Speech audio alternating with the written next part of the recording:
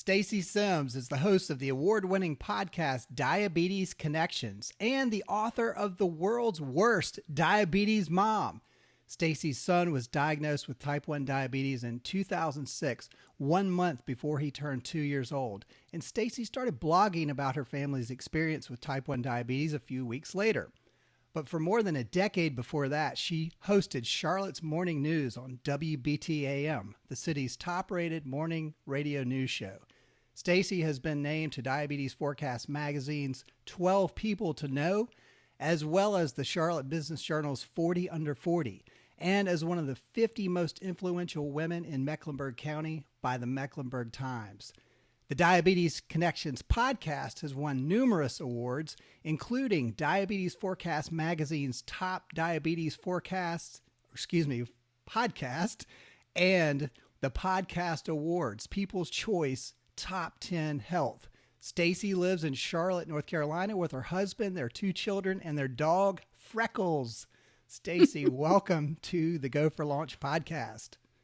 Thank you. It is great to be here. And my dog Freckles may walk in and out, the perils of recording at home. Exactly. I have the door shut, but one of our 2 might scratch on the door at any given time. So I know all about that. Dogs don't seem to know anything about podcasting schedules, right? No doubt. No doubt. Exactly. Well, that is quite a bio. And Stacey and I have actually known each other for a long time. We're in the same area, but due to COVID, obviously we're in our home offices, socially distancing. Otherwise, I would have loved to have done this in person. It's been a little while since we saw each other in person, but I want you to talk to the listeners and just tell us a little bit about your backstory, and particularly, how did you get into broadcasting so many years ago? Oh, wow. Sure thing. I have wanted to work in broadcasting since I was in 7th grade. I was one of those kids that just knew what they wanted to do. We were really lucky, and it was just this weird bit of coincidence. I grew up just outside of New York City, and the community college in our area put their TV studio in my middle school. Now, this is the late 70s, early 80s. Right. So when I say TV studio, it was this. I mean, I would love to go back and I mean, who knows what it was? It could have been film. I would love to go back and see what it actually looked like. But what I remember was this technological marvel, right? This really amazing, sparkly thing that showed up at my school, or I showed up at the school. It was already there. And in my middle school, if you had interests, and a lot of schools still do this, you could get to school early and, dabble in the art class or go to gym or do whatever. If you got there a little early, you could do extra stuff. And I went to the TV studio. We had a newscast. We made little movies. I mean, we were still using 8mm, as you hear it flip it in your mind. If you're of a certain age, when you'd watch movies at home, we were using all this stuff that doesn't exist anymore, but it sparked something in me. And I said, I want to do broadcast journalism. That's what I want to be when I grow up. And I pursued that. I went to college for it. I started working in radio when I was still in college. I got a job on the weekends as a reporter at a radio station. And it went from there. I was really lucky to be able to do what I always wanted to do. And then ultimately you ended up on this station in Charlotte that still exists. It has a massive broadcasting signal, by the way. I think they reach down to like South America at certain times of the night and all. It's like a massive footprint, right? It is. WBT Radio, very storied station around this area. And you did that for what, 10 years or 20 years, or how long was it? I did that for 10 years. I actually probably felt like 20. Right. I was 12 when I started there, Brandon. I came to Charlotte in 1999, and I worked at WBTV, the CBS affiliate, the TV station. At that time, I was a TV reporter and anchor. And then 3 years later, I wound up, they're in the same building, WBTV and WBT Radio, and there's a couple of radio stations in that building as well. And so there was a lot of crossover, and I wound up getting hired for the morning show there in 2002 at WBT and stayed there for 10 years. And it is, as you say, it's a 50,000 watt big heritage radio station, Maine to Miami. It can be heard at night, especially. I mean, we were in Vermont years ago and we picked up the signal. Wow. Yeah. And, it can barely be heard in Cuba sometimes. I mean, it's one of these amazing AM stations. Right. And radio has changed so much over the years. I used to be a big listener of it when I would commute, just because they were the news, as the news station, and you want to hear the breaking news locally. That was really the only place that would do it. And to this day, it's the same.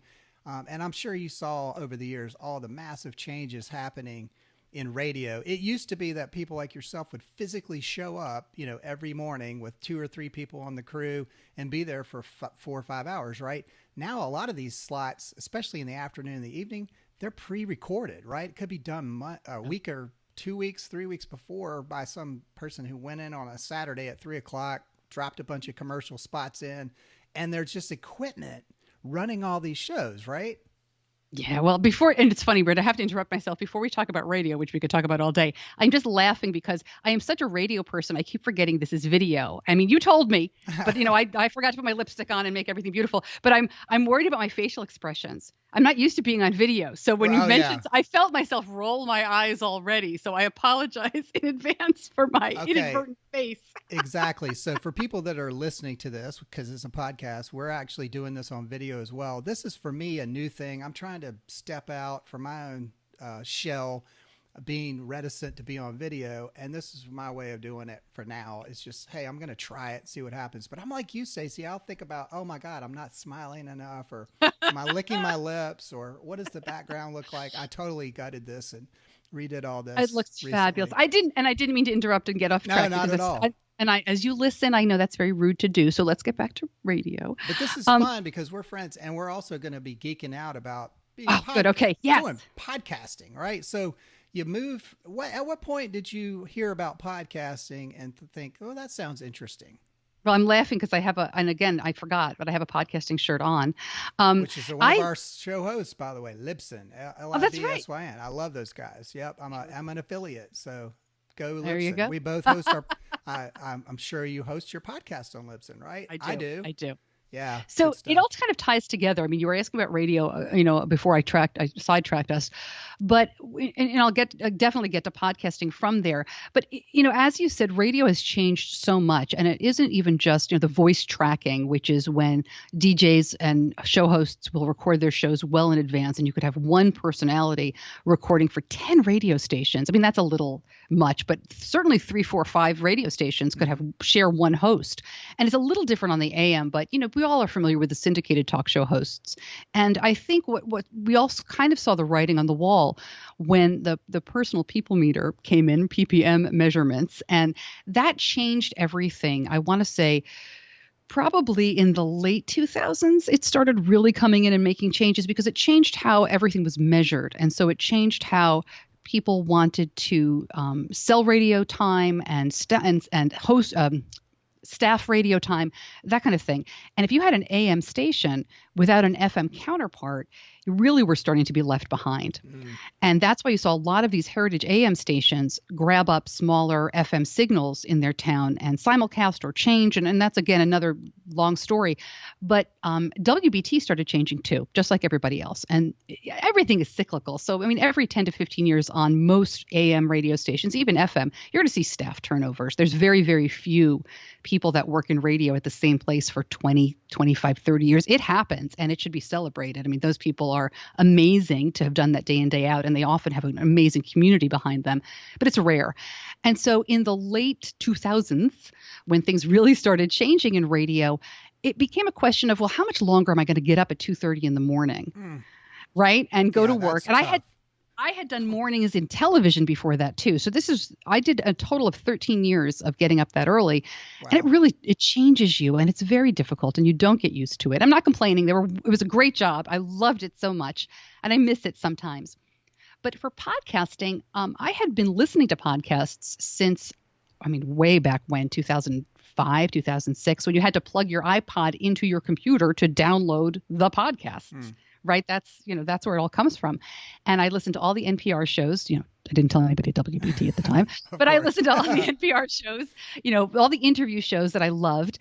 And then I started listening to diabetes podcasts, as you had mentioned in that wonderful thank you introduction. My son was diagnosed when he was very tiny, and there were diabetes podcasts. They were mostly adults with type 1 sharing their stories. And I kept thinking to myself, boy, wouldn't it be great if there was a diabetes news show? Or at least a news interview show, something where maybe not handling breaking news, because I know it sounds funny to say diabetes breaking news, but it certainly happens in terms of technology and insulin pricing and all sorts of good stuff. But I thought, okay, let's do that.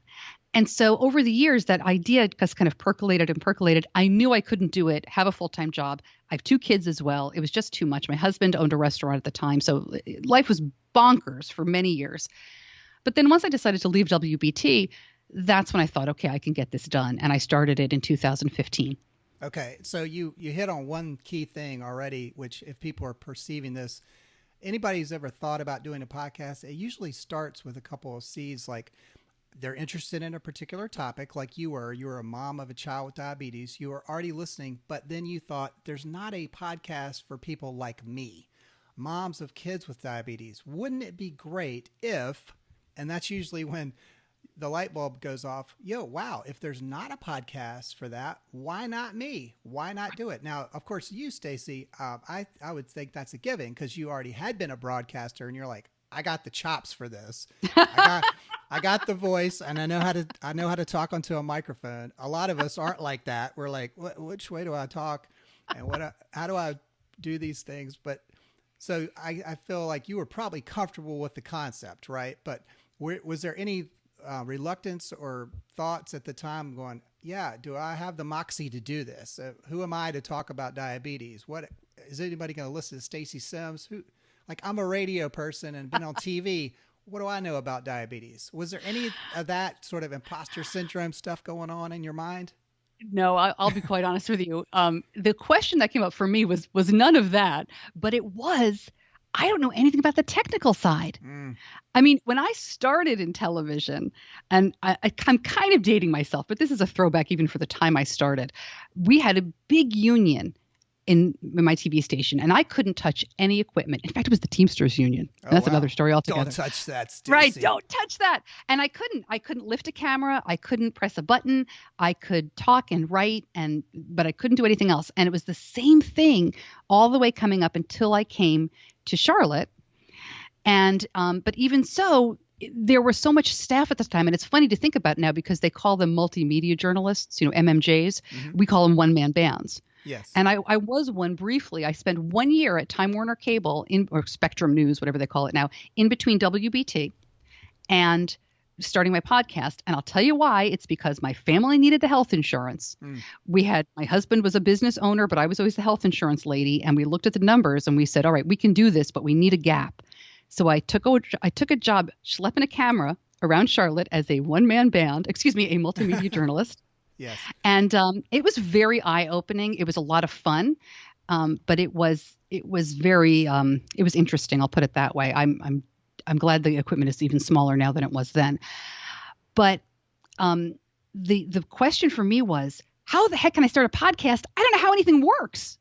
I don't know what I'm doing. So a friend of mine, I had been on his podcast, and I just reached out. I said, Chris, you got to help me. How do I do this? And he laughed and he said, you don't have to do anything. You don't have to know anything.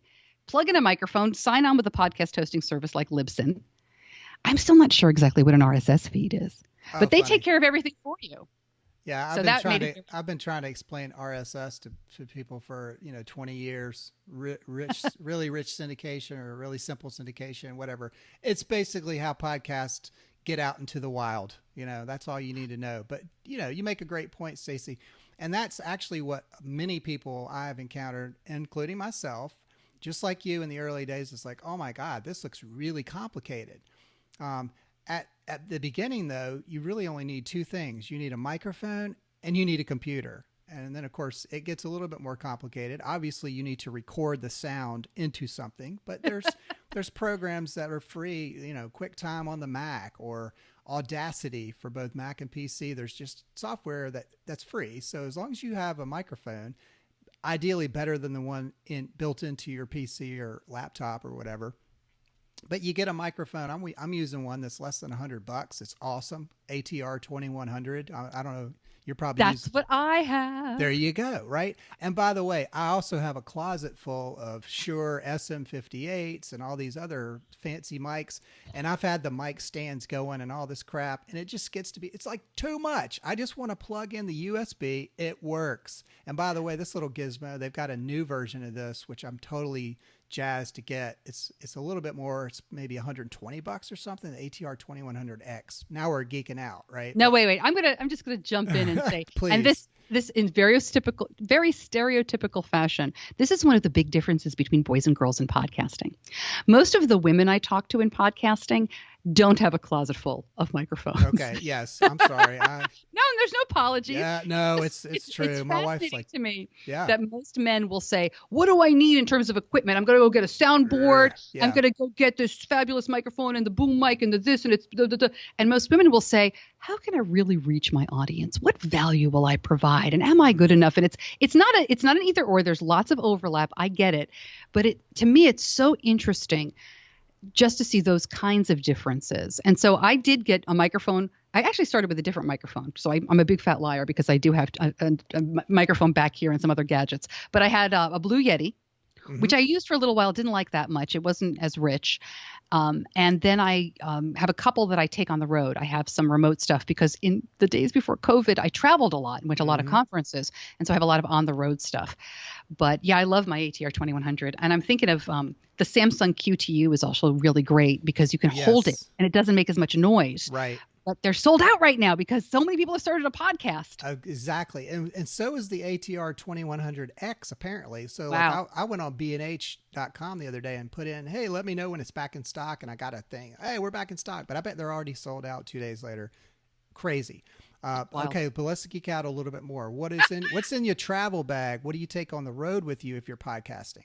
Oh, okay. So I'd show you, but I actually have it plugged in as a backup recorder, even though I'm not recording you, but it's all tied together right now. So I have a Zoom H5. Okay. And when I'm not traveling, I use it to back up recordings and I actually run the sound through it, which you don't need to do, but that's what I'm doing right now. So if I wanted to record this on my end, that's how I would do it. I do have an extra 2100 because the Zoom H5 has XLR and USB, so I can plug my XLR microphones into it that way. And then if I want to set up like a mini studio, I'll use those mics. I have some lavs that I plug in occasionally. And the original studio on the road that I used for myself was an old iPhone.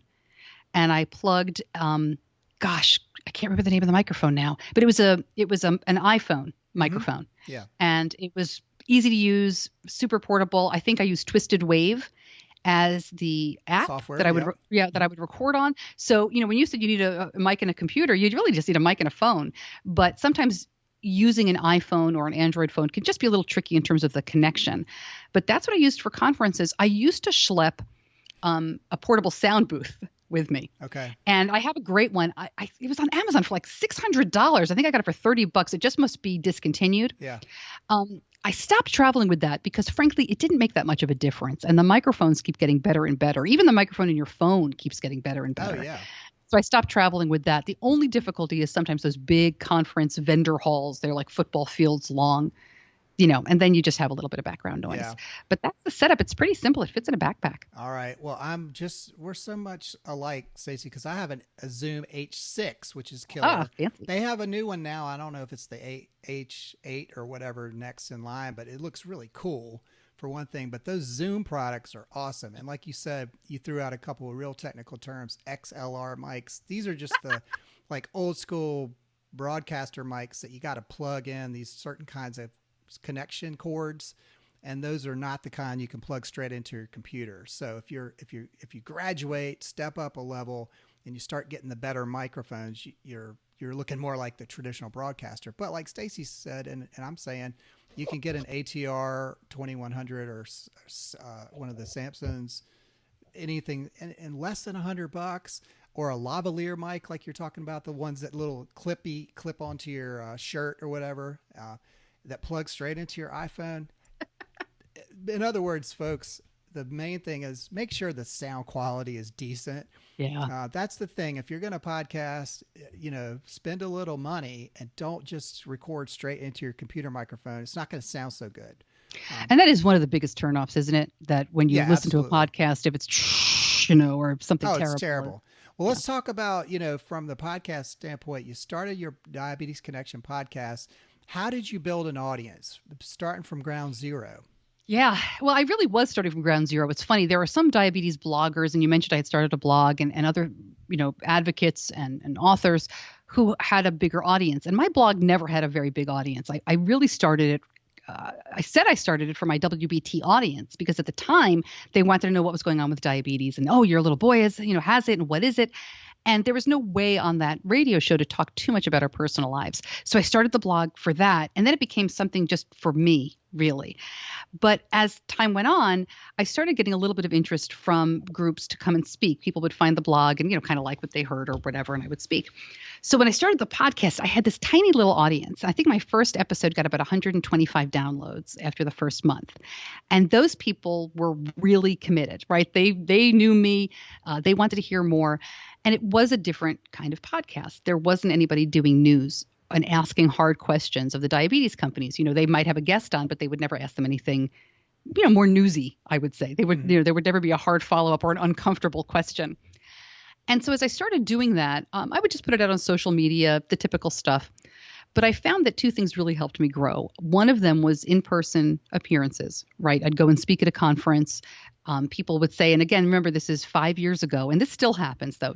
How do I listen to a podcast? What is a podcast? We think everybody knows and listens to them every day, but there's still a lot of people people will come up to me and say, I really want to watch your show, but I just can't find the time. And I'm like, you're like, nope, you can do it. Right. Just listen in the car. Yep. Right. Just here it is. And usually what I do is take their phone. And just set it up. If it's an iPhone, if it's an Android, it's a little harder for me. I mean, I have a thing on my website now. You just click it and it takes you to whatever Android app you need. But, being able to talk to people in person and set it up for them was very helpful. And the other thing that really helped was closed Facebook groups. And this is changing a little bit now as Facebook always changes. But when Facebook groups started, and if I'm sure you're familiar as you listen, but if you're not, Facebook now has, for the last several years, there's groups for everything. Mm-hmm. So you can join a group to talk about Game of Thrones. You can join a group to talk about coronavirus in Charlotte. You can join a group to talk about women in podcasting. And you can join dozens and dozens of groups to talk about type 1 diabetes. There are tens of thousands of people in some of these groups. So I started posting my podcast in the groups. Okay. Now, the trick there is you really have to be an organic part of the community. Right. Because after a while, if you're just dropping links and running, first of all, nobody's going to engage. But second of all, everybody gets tired of it. Yeah. And so a lot of admins in groups, the leaders of these groups will just say no promotional posts or they'll kick you out. So you have to be careful. You have to give value, right? Why on earth would someone want to listen? Why are you dropping a link in this group? So that helped me immeasurably, especially in the beginning, to help build that audience. Okay. So at what point then did you start thinking about sponsorships? Was that something you proactively went after sponsors, or did people start coming to you saying, hey, we're drug company ABC, we want to sponsor your podcast? No, I went after them initially. I had already been working with one company that had found my blog, and I had, it was called Animus Corporation. It was part of Johnson & Johnson. And they hadn't paid me to blog, but we had done some events together and some things like that. And I was a community blogger for them, which was an unpaid position. So I told them I was doing a podcast. And then about 2 or 3 months in, I said, you all should come on board and sponsor this. And luckily, I worked with a marketing person who had been with me for a while through that community blogger. And without Bridget, I don't think I ever would have gotten that first deal, because what happened was she was all in. And I made a very reasonable offer. We decided to do it for, I think it was 6 months or a year, because these healthcare companies too, they want to set their budgets for the year. It depends on who you're dealing with. But so Animus was part of Johnson & Johnson, which had never sponsored a podcast. But my advocate was so wonderful, and she got the marketing deal signed, and then she went to compliance. So luckily she knew how to do it.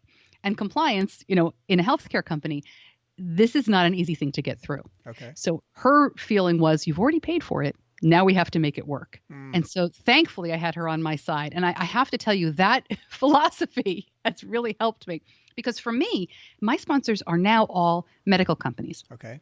And when you're dealing, I model everything after, bringing it back to radio. Everything on my podcast is modeled after radio live reads. A lot of people in podcasting will charge by the download, right? That whole CPM, costs per 1,000 of download. And I don't do that. I mean, I do have a cost per 1,000, I guess, when you break it down.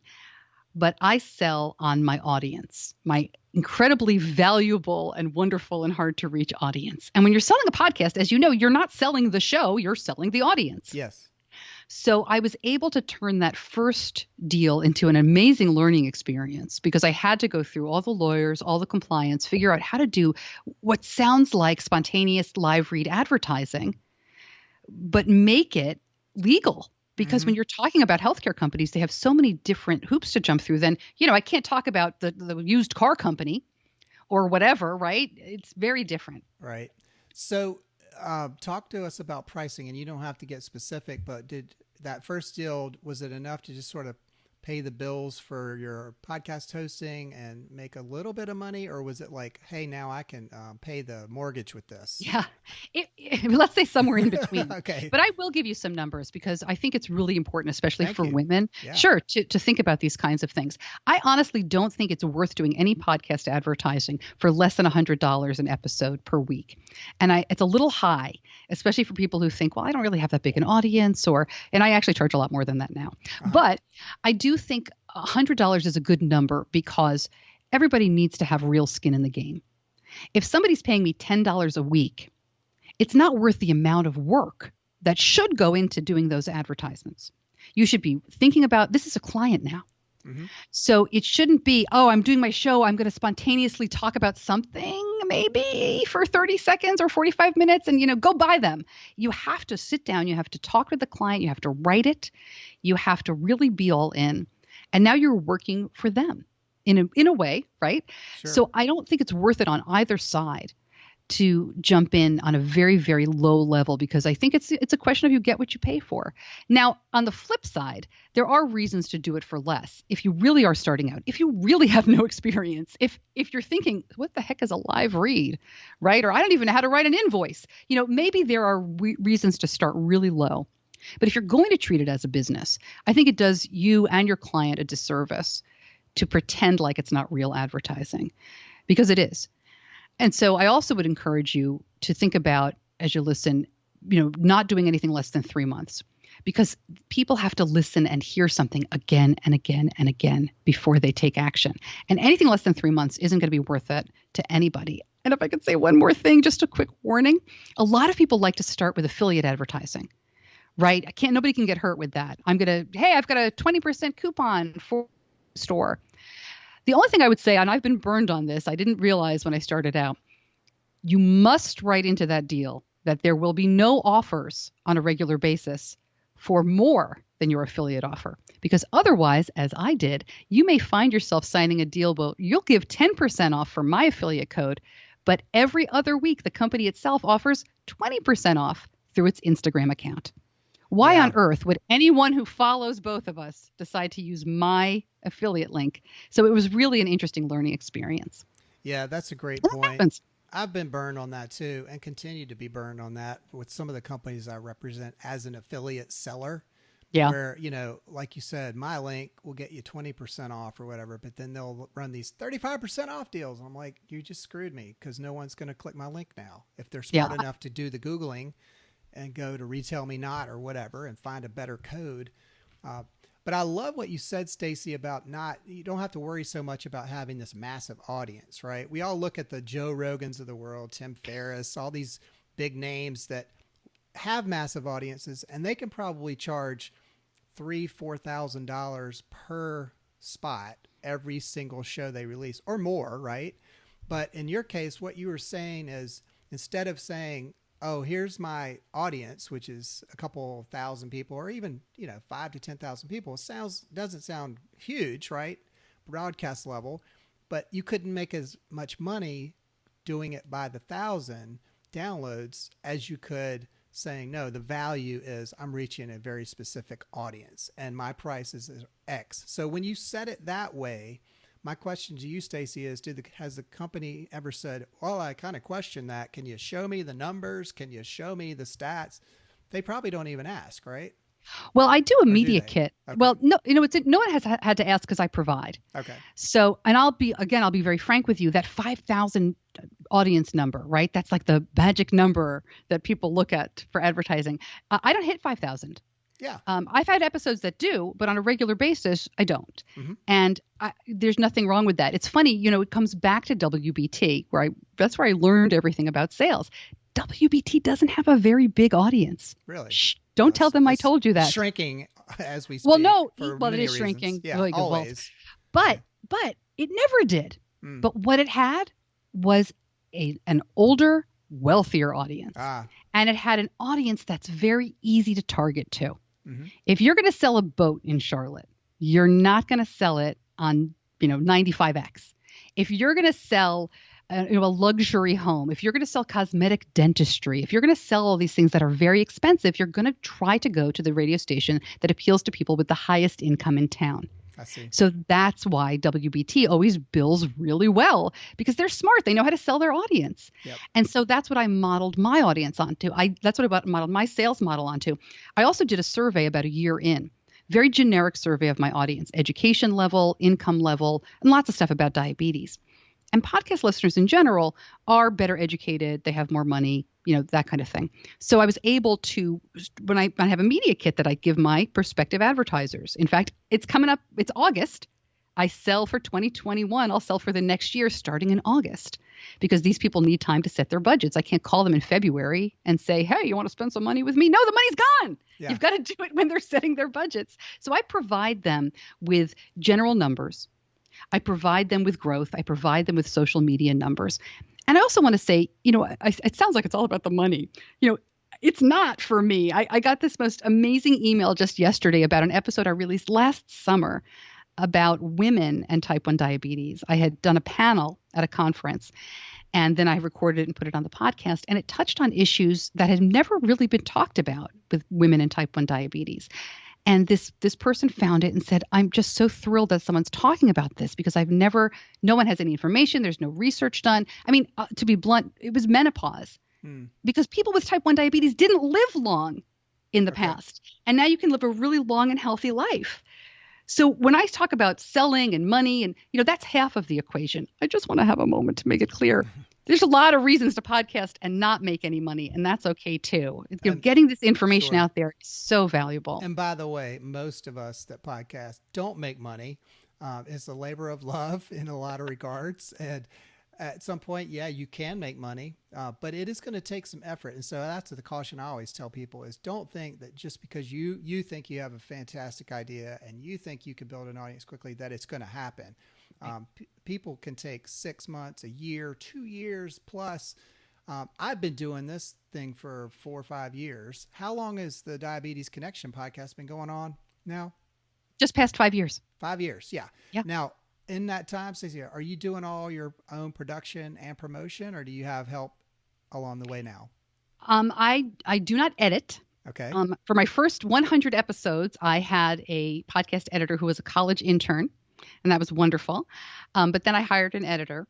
I know how to edit audio. I'm not the best mixer, and I have a lot of production value in my show. So I decided to keep the production value high and give it to a professional, because I edited my show a couple of weeks ago. There was an issue, and I thought, this is why I pay John. I'm not doing this anymore. So, but I can record everything myself, and I do most of the in-house stuff. But in terms of promotion, it's funny. I've done it myself for the last 5 years. I just hired a public relations firm. Hey, good for you. Yeah. I know. It's hard for me to let go. I'm such a control freak, and I'm really happy with them, but I'm like, I'm so nervous. So they're pushing me to do some interesting things. We shall see. Well, good. Well, I know I'm glad to hear that you said, you could, you keep the production value high. So that probably means there's a lot of extra sound layers and, cuts and things like that. I keep it low on my end because I do my own production. And I'm just curious, what do you have to pay per episode to get the editing done by somebody like John that you mentioned? Yeah, that's another interesting question, because I was pricing it around when I thought he might have an issue. He had to be off for a little while, but then he didn't, so we didn't have the issue. But I was pricing it around, and I found editors everywhere from $50 a show to $200 a show. Okay, so that's the good range right there. It was to me, that's a pretty wide range. I was pretty surprised by that. And my show, I have a pre-produced introduction that changes every week. With the commercials, I have a lot of production in and out to make sure it's a commercial. Things like that. I have different segments. So it's important to me to make it sound really good. And of course, we're all spoiled by listening to those shows by NPR and others that are richly produced. And at the end, you hear them say, And this show was produced by Stacey Simms with Brandon Utley and John Smith and 5 other people. And you're like, oh my God. You know what makes me crazy though? What makes me crazy is there's a bunch of those professional, commercial procaster kind of shows, and they have a deliberateness, this fake looseness, right? Like they have 14 producers, but they start the show. Are you there? Oh, who's on the phone? Oh, are you ring, ring? Oh, do we have you? Oh, blah, blah. It's like, come on, people. It's such a fake. It makes me bananas. So that's anyway, funny. Well, I know. And I think I'm at the point now where I've got the ear where I can hear, oh man, this podcast is totally ripping off the NPR style of podcasting. Because I don't know what they call it. I'm sure there's a term for it. But like if you and I are talking, we'll cut a pause in here and then the music bed comes in. And it's like the music plays for 28 and a half seconds and then fades out. And it's like, and then we talk for another 2 minutes and then another. It's like they have it down to a science, and which is great, right? No, that's called NPR voice. Yes. And it is annoying to me. But I did model my show after Fresh Air, so I can't complain too much. I think Terry Gross is amazing. She is great. But I like making fun of the NPR shows. They're so funny. But because they're so well done, but it's to the point now, as you said, they sound so much alike. It's almost a parody. Yeah. Well, I have attempted to do that a couple of times with my own, and it just takes so freaking long to, find all the music clips and then figure out, well, how do I bring them in and out, and it's just like, that's going to add 2 hours plus to my time for every episode. Let me ask you a question though, and to me, if we're all here to serve the listener, right? I mean, it's fun to think about like how great can I make this show sound, right? How many music beds can I have? How much layering can I do? How many ums can I take out, make everybody sound perfect? Mm-hmm. But to me, it's such a huge waste of time. If you put your listener first and think about what they want, what they need, what's valuable to them, and work backward from there, you can simplify so many things. I think to have a successful podcast, you don't need the pre-production like I do. I just like it. You don't need you don't need to sell it. Mm-hmm. Right? You just need to have something that sounds good, is fun to listen to, is engaging, isn't boring, and makes you want to come back. Yep. And that can be to help your business. It can be to hang out with a friend once a week. If I had time, I really want to start a podcast where I'm just hanging out with my friends and we're talking about pop culture or things like that. I mean, because 5 people could listen to that. We'd still have a blast. That's the thing. I mean, and I've done that with other people that we know. We had a mutual friend who unfortunately got killed in a motorcycle accident a couple of years ago, but he and I had a podcast a few times over the years, and we basically did it for fun. And that was born out of, we would just be having these conversations on the phone and saying, man, we should be recording this. This is a freaking hilarious conversation. And we were like, let's do it. And so we started recording them and, called ourselves the marketing squad. Yeah, it was great. I think we had you on as a guest years ago. Yeah. But the other cool thing that people need to realize about podcasts, and especially yours, Stacey, I bet because of what you're talking about, you can knock on any door, any drug company, experts related to diabetes, people writing books, right? Talk about that. You could say, I'm Stacey Simms. I have a podcast on Diabetes Connections with a couple of blurbs in there, and people will go, yeah, I'll talk to you tomorrow, right? Have you ever been denied?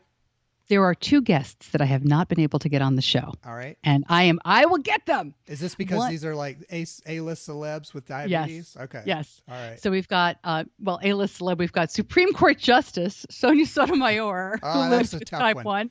Yeah. But I will get her. We got to keep trying. And Nick Jonas. Okay. Who lives with type 1. All right. So, those are the 2 that are out there. But, it's exactly as you say. It's been such an incredibly rewarding experience because selfishly, I have learned so much about, I don't live with type 1. I don't live with any diabetes, but my son lives with type 1 and now he's 15. He's very independent, but it's been so wonderful for me to learn over the years, not just about, the latest and greatest technology and access to this and blah, blah, blah, but to learn how people who are successful adults live with it, how they managed it, how they went from perhaps they were diagnosed as a child, grew up independent. So, last week, a couple of weeks ago, I talked to Breck Bassinger, who is an actress, and she's the star of the new CW show Stargirl. All right. And so she's really fun and she's young and she just moved to LA to be by herself. And so most people are interested in talking to her about the choreography of the show and how cool you're a superhero. I want to know, how did your mom react when you moved out and went to live in LA all by yourself, managing type 1 diabetes, the technology that you're wearing, the highs, the lows. So to be able to talk to somebody like that is great. And of course, I do a lot of newsy stuff. I talk to insulin companies and the technology companies. There's some really exciting stuff that's been released in the last 2 years in terms of insulin pumps and continuous glucose monitors.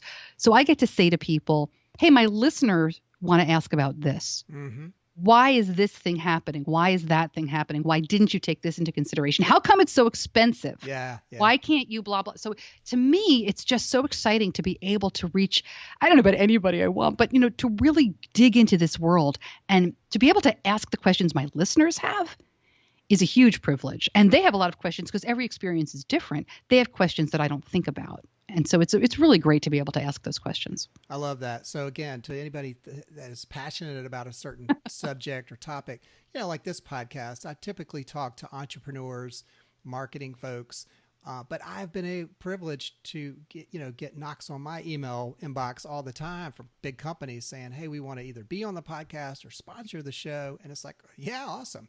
And I've never been turned down when I've gone out to people and said, I love your company for XYZ reason. I would love to talk to you on my podcast. They usually say yes without even saying, how big's your audience? Which is, is amazing to me, right? Like, so I don't have a huge podcast either, but who knows, right? It's like the Aliens movie. In space, no one can hear you scream, right? In podcasting, no one knows how big you really are. So that's the secret, folks, right there. That's pretty funny. Yeah. And it's just one of those situations too, where although anybody can do it, all right, I'm going to sound like a jerk, but I'll say it. Anybody can do a podcast, right? There are 1 million podcasts now in Apple Podcasts. Most of them are terrible. Mm-hmm. Right? Most of them are boring. The technology's not good. The host isn't really interested. They don't last, whatever. But if you decide to do this and you stick with it, and you don't have to do, I've done 315 episodes, Brandon. And this is weekly or how often? Yes, it's weekly. Okay. And I take off usually 2 weeks, one in August and one in December. I take off those 2 weeks and I do bonus episodes. So the math doesn't exactly work out, but it'll get you there. But you can do 6 episodes and call it a day. This is my series. I'm going to do 6 episodes and see if I like it. Sure. If you do it, you finish it, you are consistent. I think it's such an incredible experience that does open doors. Whether it's a hobby, it's a moneymaker, or it's a part of your business. To me, podcasting is so incredibly accessible. It's just something that, even though I just said all those podcasts stink, I think everybody should try it. I really do. Yeah, and there's free tools out there. I'm not even going to mention my name because I'm too big a fan of Libsyn at this point to send somebody to a freebie. But, maybe if you've run across the freebies, you try it for a couple weeks, see if you can feel comfortable with the concept of recording yourself and listening back and all that. But when you get serious about it, you definitely need a decent host like Libsyn, right? And we're talking $7 a month is like their entry level. That you need to get pay for the file storage and the ability to have unlimited downloads. Because if you get lucky, if this, I'll get 100 downloads for this, but if I got lucky and 12,000 people downloaded it all of a sudden, I don't want to pay exorbitant rates for that. Whereas somebody like Libsyn, I get unlimited uploads and downloads. No worries, right? And I think at this point I'm paying $15 a month. It's not that much money, right? And again, there's other ways around it. If you want to get so super cheap in the beginning, you're doing it basically for free or whatever. But just remember, if you're not paying for it, you are the product. Yeah. If it's free, you are the product. That's right. Well, Stacey, we've been talking to Stacey Simms of Diabetes Connections. Where can we learn more about your show and you personally? Where should I send the listeners? Sure. Diabetes-connections.com is the website for the podcast. You can check out staceysims.com. But if you go to any podcast player and put in diabetes, the show will pop up. All right. It's very easy to find. Thank you. And I'll have all these links in the show notes as well. Stacey, it's been so much fun. I hope we can get together in person, after all this COVID mess is blown away. magically at some point Oh my in time. goodness. Whether it's magically or pharmaceutically, which is probably more likely the case. I will put my money on the latter. Yeah. But it was wonderful to talk to you. Thank you so much for having me on. This was great. Well, thank you.